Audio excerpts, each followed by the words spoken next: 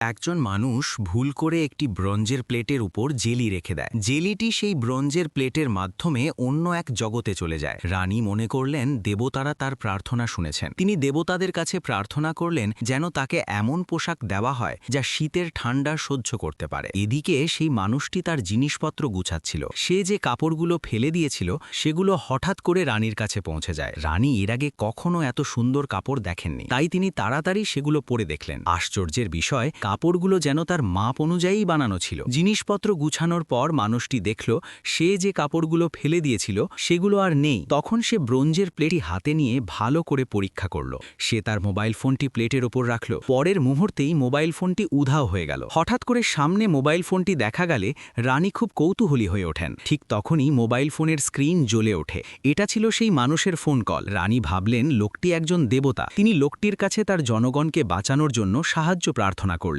লোকটি যখন সাহায্য করতে রাজি হচ্ছিল ঠিক তখনই মোবাইল ফোনটির চার্জ শেষ হয়ে গেল। ফলে তারা আর ফোনে কথা বলতে পারল না। এরপর তারা চিঠির মাধ্যমে যোগাযোগ করতে লাগলো। রানী তার দাসদের অনেক ধন সম্পদ নিয়ে যেতে বললেন। রানীর পাঠানো ধনরত্ন দেখে লোকটি খুব খুশি হলো। তবে এগুলোর আসল মূল্য যাচাই করার জন্য সে একটি প্রাচীন জিনিসের দোকানে গেল। পরীক্ষা করে দেখা গেল এসব প্রাচীন জিনিসের মূল্য কমপক্ষে 50 মিলিয়ন মার্কিন ডলার। লোকটি সেই ধনরত্নগুলো এক ব্যবসায়ীর কাছে বিক্রি করে দিল। এতে সে বিপুল পরিমাণ টাকা পেল। সেই টাকা দিয়ে সে অনেক পরিমাণ খাদ্য ও প্রয়োজনীয় জিনিসপত্র কিনে নিল।